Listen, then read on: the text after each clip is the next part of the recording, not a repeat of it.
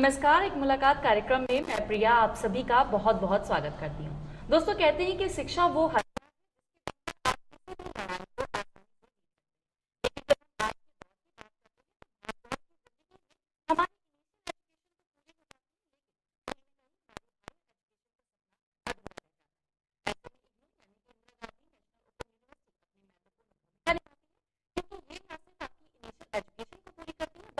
आपकी हर एजुकेशन को भी सुलभ बनाती है। आपको बता दें कि इसकी स्थापना 1985 को पूर्व प्रधानमंत्री श्रीमती इंदिरा गांधी के नाम पर की गई थी। आज अपने कार्यक्रम एक मुलाकात में जिन शख्सियत से हम आपको मिलवाने वाले हैं वो भी हमें इसके बारे में विस्तृत जानकारी देंगी। तो अपने कार्यक्रम में हम स्वागत करते हैं। नमस्कार मैम, बहुत बहुत स्वागत है आपका हमारे कार्यक्रम में। Thank you so much Priya ji, thank you so much.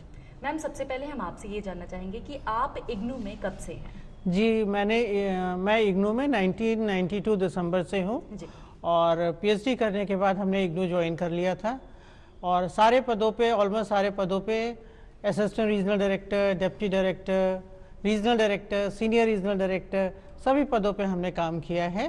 पूरा उत्तर प्रदेश और उत्तराखंड दोनों हम लोग लखनऊ से देखते थे और उस समय हमारी जो एनरोलमेंट थी काफ़ी अच्छी स्ट्रेंथ थी, क्योंकि जो हमारे दूर दराज के बच्चे हैं, उत्तराखंड के जो बच्चे हैं, ग्रामीण अंचल के बच्चे हैं, वो सारे इग्नू के माध्यम से उच्च शिक्षा प्राप्त करते थे। वो समय कुछ और था। उस समय हम लोग बच्चों को चिट्ठियां लिखते थे, मेल का ज़माना अब आया है, सोशल मीडिया का ज़माना अब आया है। उस समय बच्चों के संग फेस टू फेस इंटरैक्ट करते थे या उत्तराखंड जा कर के वहाँ बच्चों से बातचीत करते थे, अपने अध्ययन केंद्र पे जा कर के बच्चों से बातचीत करते थे। बहुत सारे चेंजेस उस समय से और आज तक में आ गए हैं।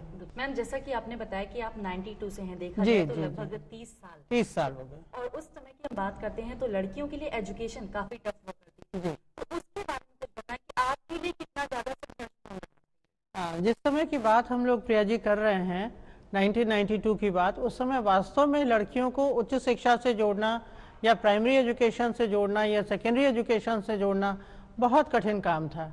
पेरेंट्स अपनी लड़कियों को कॉलेज स्कूल जाने में थोड़ा सा हिचकिचाते थे कि बच्चियां कॉलेज जाएंगी तो कोई दिक्कत ना हो जाए, लेकिन इग्नू एक ऐसा माध्यम है जिसमें घर बैठ कर के उच्च शिक्षा बच्चे ग्रहण कर सकते हैं और बहुत ही कम इनको कॉलेज जाना है।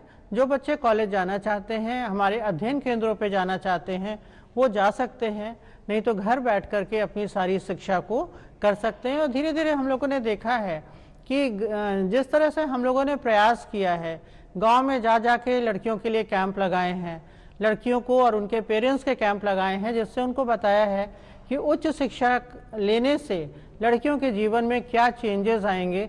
ये सारी बातें करते धीरे आज के समय पे जब हम अपना एडमिशन स्टैटिस्टिक्स देखते हैं तो लगभग 50% लड़कियां हमारे डिफरेंट प्रोग्राम्स में एनरोल्ड हैं और अब हम लोग धीरे धीरे ये महसूस कर रहे हैं कि हर क्षेत्र में, हर प्रोग्राम में लड़कियों की सहभागिता बहुत अच्छी हो रही है।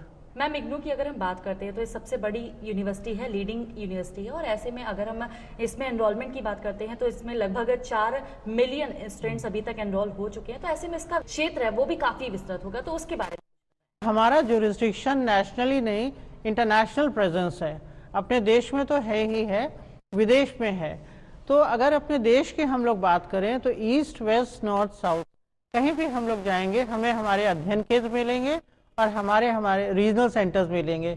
जैसे ये रीजनल सेंटर लखनऊ है, इसी तरह से पूरे देश में 56 रीजनल सेंटर्स हैं और अध्ययन केंद्र हमारे 2000 से ज़्यादा अध्ययन केंद्र हैं। अध्ययन केंद्र, रीजनल सेंटर और मुख्यालय हमारा इग्नू मैदानगढ़ी न्यू दिल्ली है। सब मिल करके हमारे बच्चों को, इसको हम लोग कहते हैं स्टूडेंट सेंट्रिक सिस्टम है। हम लोगों का ध्यान बच्चों के लिए रहता है कि बच्चों को क्या समस्या है, किस तरह की समस्या है, बच्चों को असाइनमेंट सबमिट करने में क्या प्रॉब्लम हो रही है, एग्जामिनेशन में क्या प्रॉब्लम हुई है। तो इस तरह से हम सब मिल करके बच्चों की तरफ ध्यान देते हैं और उनको अच्छी से अच्छी शिक्षा मुहैया कराने का हम लोगों का ये प्रयास रहता है। मैम, इग्नू की जब हम बात करते हैं तो ये अन्य जो स्टेट ओपन यूनिवर्सिटीज हैं उनसे कैसे अलग है? जी, ये बहुत अच्छा प्रश्न आपने पूछा है। इंदिरा गांधी राष्ट्रीय मुक्त विश्वविद्यालय, इसका नेशनल जुरिस्डिक्शन है, पूरे देश में ये है, ये एक सेंट्रल यूनिवर्सिटी है और एक्ट ऑफ पार्लियामेंट के द्वारा इसका एस्टैब्लिशमेंट हुआ था। जब हम लोग ओपन यूनिवर्सिटी की बात करते हैं, स्टेट ओपन यूनिवर्सिटी की बात करते हैं खास तौर से, तो वो अपने स्टेट में ही काम करती है। जैसे राजर्षि टंडन मुक्त विश्वविद्यालय है हमारा प्रयागराज में, तो वो उत्तर प्रदेश के ही बच्चों को देखती है। लेकिन अगर हम लोग इग्नू की बात करते हैं तो इसका जुरिसडिक्शन पूरे देश में है और पॉलिसीज वही हैं। ये भी distance open and distance learning mode से अपने बच्चों को शिक्षित करती है और राजर्षि टंडन का भी वही पॉलिसी है, वही तरीका है, लेकिन बस जुरिसडिक्शन हम लोगों का अलग अलग है। ये सेंट्रल यूनिवर्सिटी है, ये स्टेट ओपन यूनिवर्सिटी है। मैम, इसका क्या हमें कुछ फायदा मिलता है कि हम इग्नू से कर रहे हैं तो ये सेंट्रल लेवल पे है तो इसका हमें कुछ विशेष फायदा मिले, या इसकी जो डिग्रीज हैं वो अन्य जगह पे मान्य हो? देखिए, जब हम लोग देखते हैं कि इंटरव्यू के समय या कहीं प्लेसमेंट के समय जो कन्वेंशनल सिस्टम में स्टेट और सेंट्रल यूनिवर्सिटी में जो डिफरेंस है, वही डिफरेंस स्टेट ओपन यूनिवर्सिटी और Indira Gandhi national open university की डिग्री का है। मैम, जब भी हम टीचर और स्टूडेंट के जो रिश्ते की बात करते हैं, रिलेशन की बात करते हैं, तो ऐसे जब हम अपनी क्लासेस अटेंड करते हैं तो हमारे सामने टीचर होता है, तो हम डिसिप्लिन में रहते हैं, लेकिन ये चीजें ओपन यूनिवर्सिटी में हम कैसे मेंटेन कर सकते हैं? जो हम लोगों ने टीचर और स्टूडेंट की बात की है कि कन्वेंशनल सिस्टम में डिसिप्लिन होता है, लेकिन हम अपना जो एक्सपीरियंस आपके संग शेयर करना चाहेंगे कि हमारे दूरस्थ शिक्षा में भी, अब इसको ओपन एंड डिस्टेंस लर्निंग या ऑनलाइन लर्निंग का नाम दिया गया है, कि हमारे दूरस्थ शिक्षा में जो बच्चे हैं वो सेल्फ मोटिवेटेड हैं, उनके अंदर खुद से एक भाव है कि मुझे पढ़ना है, तो वो ऑटोमेटिक डिसिप्लिन मोड में रहते हैं। और हमारे पूरे स्टेट में और पूरे देश में अध्ययन केंद्र है जहाँ बच्चे जाते हैं, उनकी क्लासेस लगती हैं जिसको हम लोग काउंसलिंग सेशंस कहते हैं। बच्चे अपने असाइनमेंट अपने अध्ययन केंद्र में सबमिट करते हैं और बच्चे एग्ज़ाम भी जा कर के अपने अध्ययन केंद्र में देते हैं। अभी कोरोना के पीरियड में जब हम लोगों ने देखा कि अचानक पूरा लॉकडाउन हो गया, तो हम लोग ऑनलाइन मोड पे सारे विश्वविद्यालय आ गए, लेकिन इग्नू पहले से ही ऑनलाइन मोड में था। तो हमारी जो टीचिंग लर्निंग मेथोडोलॉजी है और ये टीचिंग लर्निंग सिस्टम है, ये कहीं हम लोग का ब्रेक नहीं हुआ और हम लोग समय समय पे अपने बच्चों से इंटरेक्ट करते रहे। उनकी ऑनलाइन क्लासेस हम लोगों ने शुरू करा दी, तुरंत ऑनलाइन हम लोगों ने प्रैक्टिकल कराए और पेरेंट्स से भी हम लोग बातचीत करते रहे, क्योंकि कोरोना का समय ऐसा था कि बच्चे परेशानी में आ गए थे, उनको मेंटल प्रॉब्लम होना शुरू हो गई थी। तो हम लोगों ने बहुत सारे उनके संग वर्कशॉप किए, सेमिनार्स किए, जिसमें हम लोग एक साइकोलॉजिस्ट को भी रखते थे कि बच्चों की जो भी समस्या होती थी हम लोग ऑनलाइन माध्यम से बच्चों की समस्या का समाधान करते थे। मैम, जैसा कि आपने बताया कि ऑनलाइन सिस्टम को इग्नू ने पहले से ही अपना लिया है, जी। लेकिन अगर हम ई बुक की बात करते हैं कि कई बार ऐसा होता है कि हमें अपने असाइनमेंट्स लिखने होते हैं हमें, और हम इंतजार करते हैं कि जब हमारी हार्ड कॉपी आएगी तब हम असाइनमेंट लिखेंगे, तो ऐसे में ई बुक जो थी वो काफी कारगर साबित होती है। तो इग्नू इसे कैसे प्रमोट करता है? बच्चे किसी भी कार्यक्रम में अगर एडमिशन लेते हैं तो उनको पहले काउंसलिंग करनी होती है, फिर उनको अपने असाइनमेंट सबमिट करने होते हैं, फिर अगर प्रैक्टिकल कंपोनेंट है तो उनको प्रैक्टिकल अटेंड करना है, प्रोजेक्ट है तो प्रोजेक्ट करना है, फिर बाद में उनको एग्ज़ाम देना है। अब वैसे तो बच्चों को मुख्यालय के द्वारा उनको स्टडी मटेरियल दिया जाता है, लेकिन किसी वजह से अगर बच्चों को स्टडी मटेरियल नहीं मिल पाता है तो इग्नू की वेबसाइट पे ई ज्ञान कोश है। ई ज्ञान कोश में हमारा सारा मटेरियल डिजिटल फॉर्म में है, जो फ्री है, कोई भी उसको डाउनलोड कर सकता है और पढ़ सकता है। जब हम लोग देखते हैं और बच्चों से बातचीत करते हैं तो बहुत सारे सिविल सर्विसेज एस्पायरेंट जो बच्चे दे रहे हैं वो भी इग्नू के मटेरियल को देखते हैं और रेफरेंस के रूप में उसको देखते हैं, तो वो बच्चे भी वहाँ से डाउनलोड करके अपने मटेरियल को पढ़ सकते हैं। और आज हर बच्चे के हाथ में मोबाइल फ़ोन है, लैपटॉप है, तो बच्चे बड़े आसानी से कहीं भी बैठ करके अपने बस एक क्लिक करते हैं ई ज्ञान कोश में, अपना कोर्स डालते हैं और सारा मटेरियल उनके सामने आ जाता है, उसको पढ़ के, देख के, समझ के अपने असाइनमेंट या एग्जाम की तैयारी करते हैं। मैम, नेशनल एजुकेशन पॉलिसी की हम बात करते हैं तो डिस्टेंस लर्निंग का उसमें क्या महत्व है और डिस्टेंस लर्निंग को नेशनल एजुकेशन पॉलिसी 2020 ये इम्प्लीमेंट हुई है और इसके बाद सारे विश्वविद्यालयों को इनको फॉलो करना है। अगर हम इंदिरा गांधी राष्ट्रीय मुक्त विश्वविद्यालय की बात करें तो जो गाइडलाइंस उसमें दी हुई हैं नेशनल एजुकेशन पॉलिसी में, वो गाइडलाइन हम लोग काफ़ी हद तक पहले से ही फॉलो कर रहे हैं। जैसे ये कहना है कि मल्टीपल एंट्री और मल्टीपल एग्जिट, ये हमारी नेशनल एजुकेशन पॉलिसी कहती है। लेकिन इग्नू पहले से ही कोई भी कार्यक्रम अपना कर रहा है, जैसे एक मिनिमम टाइम पीरियड होता है और एक मैक्सिमम टाइम पीरियड होता है। अगर हम लोग ग्रेजुएशन कार्यक्रम की बात करें तो 3 साल का मिनिमम टाइम पीरियड है और 6 साल का मैक्सिमम टाइम पीरियड है। इस मैक्सिमम टाइम पीरियड में बच्चा कभी भी, जैसे मान लीजिए अभी जून और दिसंबर में हमारे एग्ज़ाम होते हैं, जून में बच्चा एग्ज़ाम नहीं दे पा रहा है तो वो दिसंबर में दे देगा, दिसंबर में नहीं दे पा रहा है तो वो जून में दे पाएगा। अगर किसी वजह से उसका ब्रेक हो जाता है, किन्हीं परिस्थितियों में वो सेकेंड ईयर में एडमिशन नहीं ले पाता है, तो कोई बात नहीं, सेकेंड ईयर में नहीं एडमिशन ले, 1 साल के बाद या 6 महीने के बाद वो एडमिशन ले सकता है। यही मल्टीपल एंट्री और मल्टीपल एग्जिट पॉइंट जो हमारी नेशनल एजुकेशन पॉलिसी भी कहती है। जैसे अगर आपने किसी कार्यक्रम में एडमिशन लिया और 6 महीने का कार्यक्रम, अगर कुछ कोर्सेज आपने कंप्लीट कर लिए तो आपको सर्टिफिकेट मिल जाएगा। फिर आपने कुछ कोर्सेज कंप्लीट कर लिए तो आपको डिप्लोमा मिल जाएगा और बैचलर्स डिग्री मिल जाएगी, आगे चल करके मास्टर्स डिग्री मिल जाएगी। तो जहाँ पे भी बच्चे को अगर 6 महीने का कार्यक्रम करना है तो 6 महीने में वो एग्जिट कर जाएगा, 1 साल का करना है तो वो 1 साल में एग्जिट कर जाएगा। इस तरह से बहुत सारी छोटी छोटी चीज़ें हैं नेशनल एजुकेशन पॉलिसी की जो इग्नू पहले से ही फॉलो कर रहा है।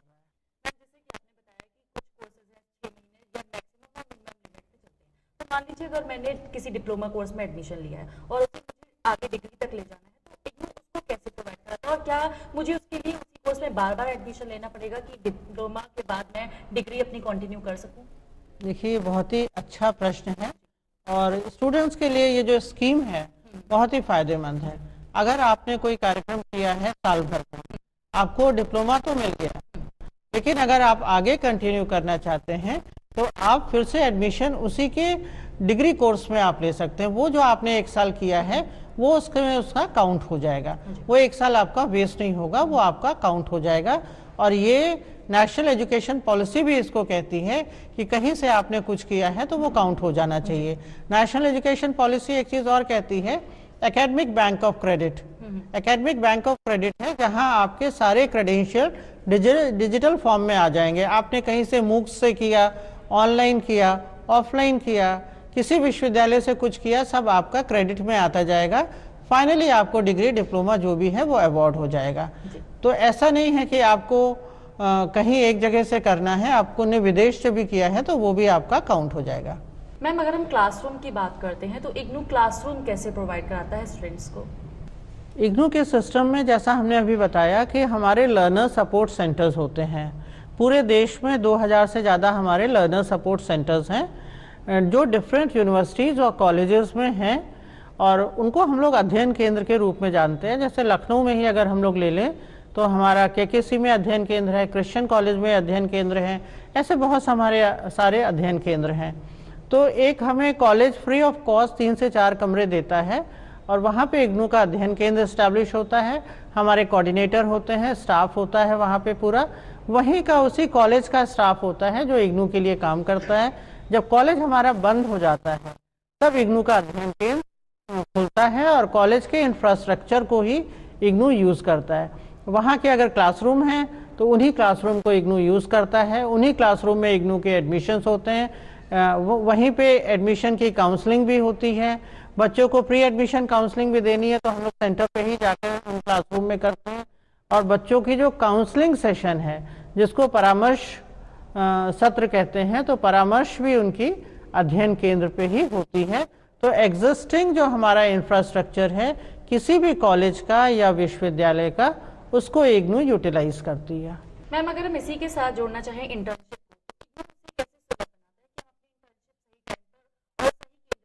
इग्नू के बहुत सारे प्रोग्राम हैं जिसमें इंटर्नशिप भी एक कंपोनेंट है। तो हम लोगों का मैक्सिमम ये रहता है कि अच्छी अच्छी जगह से हम लोग, जैसे पीजीआई है, केजीएमयू है, या बहुत सारी लाइब्रेरीज हैं, लाइब्रेरी प्रोग्राम में लाइब्रेरीज में हम लोग इंटर्नशिप कराते हैं, या किसी एनजीओ के संग कराते हैं। तो हम लोग का टाई अप रहता है, बच्चे हमारे वहाँ जाते हैं, वहाँ जा कर के इंटर्नशिप करते हैं, वहीं पे किसी टीचर और ट्रेनर के अंडर वो लोग इंटर्नशिप करते हैं, चाहे 1 महीने की इंटर्नशिप हो, चाहे 3 महीने की इंटर्नशिप हो, बच्चे वहाँ जा कर के करते हैं इंटर्नशिप। मैम ये तो बात रही इंटर्नशिप की। अब अगर हम प्लेसमेंट की बात करते हैं तो क्या इग्नू की कोई प्लेसमेंट सेल है जो जी। बच्चों को प्लेसमेंट कर लोग इग्नू की वेबसाइट देखें तो उसमें कैंपस प्लेसमेंट सेल है। जी। बच्चे वहाँ पे रजिस्टर करते हैं और समय समय पे बहुत सारे ऑर्गेनाइजेशन आते हैं, बहुत सारी कंपनीज आती हैं और पूरा एक तरह से रोजगार मेला का आयोजन होता है विश्वविद्यालय पे, और बच्चों को अच्छी अच्छी कंपनीज लेकर के जाती हैं। जैसे हमारे कंप्यूटर प्रोग्राम्स हैं, कंप्यूटर प्रोग्राम्स के बच्चों के जब हम लोग देखते हैं डाटा तो बच्चे हमारे बहुत अच्छी जगह प्लेस्ड हैं। और अभी इग्नू अपनी एलुमनी के संग बातचीत कर रही है, जो भी हमारे पास आउट बच्चे हैं उनका डेटा लेकर के भी इग्नू उनसे बातचीत कर रही है। हर संडे को हम लोग अपनी एलुमनी मीट कर रहे हैं विश्वविद्यालय से। वहाँ पे हमारे वाइस चांसलर भी रहते हैं, प्रो वाइस चांसलर्स भी रहते हैं और स्टूडेंट से हम लोग ऑनलाइन बातें करते हैं। तब हम लोग को पता चलता है कि हमारे बच्चे कितने हाईली प्लेस्ड हैं। कंप्यूटर के बच्चे हैं, जैसे अभी कल ही लाइब्रेरी साइंस के बच्चों का हम लोगों ने एलुमनी मीट कराया था, तो हमारे बच्चे बहुत अच्छी जगह प्लेस्ड हैं। तो विश्वविद्यालय भी कराता है कैंपस प्लेसमेंट और रीजनल सेंटर भी इसमें बढ़ चढ़ के रीजनल सेंटर की भी भूमिका रहती है। और रीजनल सेंटर लखनऊ भी अपने बच्चों के लिए प्लेसमेंट ड्राइव्स करता रहता है समय समय पे। जैसा कि आपने स्टार्टिंग में कहा कि बालिका शिक्षा के बारे में बात की, अगर हम इसी को घर घर एजुकेशन पहुंचाने जी की जी बात जी करें, जी तो इग्नू ऐसे में अपनी क्या महत्वपूर्ण भूमिका निभाता है? इग्नू का मुख्य उद्देश्य और खासतौर से रीजनल सेंटर लखनऊ की विशेषता हम आपको बताएं, हम लोग कुछ बिंदुओं पे काम करते हैं। जैसे बच्चियों की शिक्षा, जो हमारी बच्चियां हैं उनको कैसे उच्च शिक्षा से जोड़ा जाए, या जो हमारे बंदी भाई हैं उनको कैसे उच्च शिक्षा से जोड़ा जाए, या जो हमारे ग्रामीण अंचल में लोग हैं कैसे उनको उच्च शिक्षा से जोड़ा जाए, घर घर कैसे इग्नू को पहुंचाया जाए। तो अगर हम लोग बात करें तो हम लोग थारू जनजाति की बात अभी हमने बताई कि वहाँ जा कर के हम लोगों ने शिक्षा का प्रचार प्रसार किया, क्योंकि जो शहरों में बच्चे हैं उनके पास बहुत ज़्यादा ऑप्शन है, वो किसी भी कॉलेज और विश्वविद्यालय के माध्यम से पढ़ सकते हैं। लेकिन जहाँ कॉलेज नहीं है, जहाँ यूनिवर्सिटी नहीं है, वहाँ भी इग्नू पहुँचती है। बस बच्चे को क्या करना है कि ऑनलाइन एक एडमिशन फॉर्म भरना है। ऑनलाइन एडमिशन फॉर्म भरने के पश्चात उसका एडमिशन हो जाएगा। जहाँ पे बच्चा है उसके आसपास कोई ना कोई अध्ययन केंद्र है, उस अध्ययन केंद्र के माध्यम से बच्चा अपनी पढ़ाई कर सकता है, वहाँ पे एग्ज़ाम दे सकता है और सारी सुविधाएं उसको मुहैया कराई जाती हैं अध्ययन केंद्र के माध्यम से। तो हम लोग इसको जन जन का विश्वविद्यालय भी कहते हैं। और घर घर, जो आपने कहा कि उच्च शिक्षा को घर घर तक ले जाना, यही इग्नू का मुख्य उद्देश्य है कि कोई भी उच्च शिक्षा से वंचित ना रह जाए। जिनको उच्च शिक्षा की आवश्यकता है, चाहे वो लखीमपुर खीरी का विद्यार्थी बच्चा हो, चाहे वो पीलीभीत का बच्चा हो, चाहे वो बुंदेलखंड के क्षेत्र का बच्चा हो, सबको हम लोग का प्रयास रहता है कि उच्च शिक्षा के में जोड़ना और उसको अच्छे से अच्छी शिक्षा सुलभ कराना। मैम इसी के साथ अगर हम बात करें एडमिशन के ऑन ऑफ सेशन की, तो इसका टाइम पीरियड क्या होता है? इंदिरा गांधी राष्ट्रीय मुक्त विश्वविद्यालय में एडमिशन साल में 2 बार होते हैं। एक हमारा जनवरी सत्र होता है, एक हमारा जुलाई सत्र होता है। अभी हमारा जनवरी सत्र के एडमिशन चल रहे हैं। विभिन्न पाठ्यक्रमों में बच्चे एडमिशन ले सकते हैं। अब ये एडमिशन प्रोसेस पूरा हमारा ऑनलाइन हो गया है। ऑनलाइन पोर्टल पे जाकर के बच्चे अपना फॉर्म भर सकते हैं। कोई भी बच्चा किसी भी कार्यक्रम में एडमिशन ले सकता है, बशर्ते वो एलिजिबल हो, 10+2 उसके पास हो। किसी कार्यक्रम की अगर ग्रेजुएशन एलिजिबिलिटी है तो बच्चे के पास ग्रेजुएशन होना चाहिए। किसी कार्यक्रम की अगर 10+2 है तो उसके पास 10+2 होना चाहिए। और एलिजिबिलिटी देख करके बच्चा ऑनलाइन फॉर्म भर लेगा। उसको नियरेस्ट रीजनल सेंटर या नियरेस्ट अध्ययन केंद्र उसको अलॉट हो जाता है। फिर बच्चा अपनी पढ़ाई अपने हिसाब से कर सकता है। अपने हिसाब से मतलब 2 बार जैसे एडमिशन होता है, इसी तरीके से साल में 2 बार एग्ज़ाम भी होता है। बच्चा अगर एग्ज़ाम दिसंबर में नहीं दे पाया तो वो जून में दे देगा, जून में नहीं दे पाया तो वो दिसंबर में दे देगा। अगर ग्रेजुएशन कार्यक्रम की हम लोग बात करें तो ग्रेजुएशन की एलिजिबिलिटी 10+2 है। किसी भी बच्चे के पास 10+2 है। हम लोग नंबर नहीं देखते हैं कि क्या उसका इंटर में नंबर है, बस 10+2 उसके पास होना चाहिए, उसका एडमिशन ग्रेजुएशन में हो जाएगा। फिर बच्चा अगर first year, second year, third year, first year के एडमिशन को हम लोग फ्रेश एडमिशन कहते हैं, सेकेंड ईयर के एडमिशन को हम लोग री रजिस्ट्रेशन करते हैं। ये इग्नू में एक लचीलापन है कि बच्चा अगर फर्स्ट ईयर नहीं भी पास कर पाया तो वो सेकेंड ईयर में एडमिशन ले लेगा, सेकेंड ईयर नहीं पास कर पाया तो वो थर्ड ईयर में एडमिशन ले लेगा, फर्स्ट ईयर, सेकेंड ईयर और थर्ड ईयर में वो एडमिशन ले लेगा और अपनी इच्छा से वो पढ़ेगा। जून में और दिसंबर में एग्ज़ाम देते हुए वो अपना 3 साल का कोर्स अपने हिसाब से कर लेगा। और विश्वविद्यालय गोल्ड मेडल भी हमारे बच्चों को देती है। मिनिमम ड्यूरेशन में कोई बच्चा पूरे देश में जिसके सबसे अच्छे नंबर आते हैं उसको गोल्ड मेडल भी मिलता है। जैसा अभी हम लोगों ने बातचीत की कि मिनिमम ड्यूरेशन और मैक्सिमम ड्यूरेशन होता है, ये फ्लेक्सिबिलिटी हमारे सिस्टम में है, लचीलापन है जो हमें अन्य विश्वविद्यालयों से अलग करता है।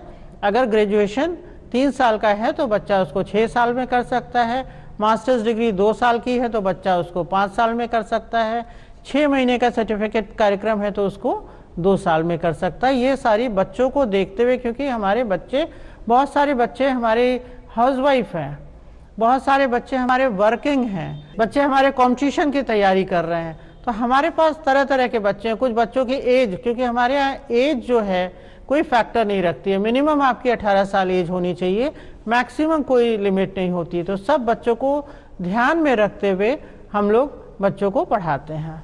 मैम, जो दर्शक हमें देख रहे हैं, जो विद्यार्थी हैं, जी, उनको आप चलते चलते क्या संदेश देना चाहेंगे? जो हमारे इग्नू के विद्यार्थी हैं उनसे हम यही कहना चाहेंगे क्योंकि वो सेल्फ स्टडी कर रहे हैं, वो घर पे बैठ कर के अपने हिसाब से पढ़ रहे हैं, तो उन बच्चों से यही हम कहना चाहेंगे कि एक अपना शेड्यूल बना लें और शेड्यूल के अकॉर्डिंगली पढ़ें। अगर आप कहीं जॉब भी कर रहे हैं तो आप ये प्रयास करें कि 2 घंटे इग्नू को दें।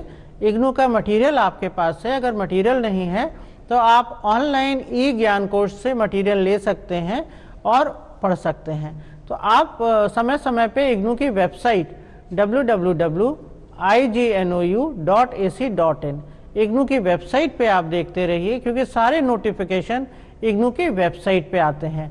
अगर इग्नू की वेबसाइट पे आप रेगुलर वीकली बेसिस पे आप जाएंगे, देखेंगे, तो आपको कहीं भी जाने की ज़रूरत नहीं पड़ेगी, ना अपने अध्ययन केंद्र, ना आपके क्षेत्रीय केंद्र।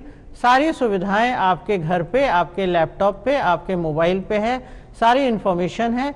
और आपको एग्ज़ाम देना है, एग्ज़ाम फॉर्म कब भरना है, ये भी हमारे वेबसाइट पे दिया रहता है। जैसे अभी जून के एग्ज़ाम जो होंगे उसमें मार्च में बच्चों को एग्ज़ाम भरना पड़ेगा, ऑनलाइन एग्ज़ाम भरना है, फॉर्म भरना है और ऑनलाइन ही आपको अपना एग्ज़ामिनेशन सेंटर भी चूज़ करना है। एक चीज़ हम अपने बच्चों को और बता दें, बहुत सारे बच्चे ये पूछते हैं कि हम इलाहाबाद से पढ़ रहे हैं, हमें गोवा में एग्ज़ाम देना है तो कैसे करेंगे। तो ये भी लचीलापन इग्नू में है कि आप पढ़ कहीं से भी रहे हैं, किसी भी क्षेत्रीय केंद्र के आप विद्यार्थी हैं, किसी भी अध्ययन केंद्र के आप विद्यार्थी हैं, पूरे देश में कहीं से भी आप एग्ज़ाम दे सकते हैं। बस आपको करना क्या है, एग्ज़ाम फॉर्म भरते समय उस रीजनल सेंटर का कोड और वहाँ के एग्ज़ामिनेशन सेंटर का कोड आपको भरना है। अगर आप ये भी नहीं कर पाए हैं, किसी इमरजेंसी में, मान लीजिए आपको श्रीनगर से लखनऊ आना है इमरजेंसी में, तो आप लखनऊ क्षेत्रीय केंद्र पे आकर के अपना अध्ययन केंद्र चेंज करा सकते हैं और लखनऊ पे आप एग्ज़ाम दे सकते हैं। तो कहने का मतलब ये है कि कोई भी इग्नू में एडमिशन ले सकता है, एनीवन, एनीवेयर, एनी टाइम, किसी भी समय कोई भी एडमिशन ले सकता है, क्योंकि 2 साइकिल हमारी है, जनवरी और जुलाई साइकिल। अगर जनवरी साइकिल छूट गई तो आप जुलाई साइकिल में एडमिशन ले लें। किसी भी कोने से, देश के किसी भी कोने से आप एडमिशन ले सकते हैं और कभी भी आप एडमिशन ले सकते हैं। बहुत सारे लचीलेपन इग्नू में हैं, तो ये इग्नू की एक विशेषता है जो अन्य विश्वविद्यालय से इग्नू को अलग बनाती है। मैम, आज आपने इतनी महत्वपूर्ण जानकारी इग्नू के बारे में, जो भी दर्शक हमें देख रहे हैं, जो शिक्षार्थी हैं, जो पढ़ रहे हैं, उनको दी है, उसके लिए आपका बहुत बहुत धन्यवाद। Thank you so much.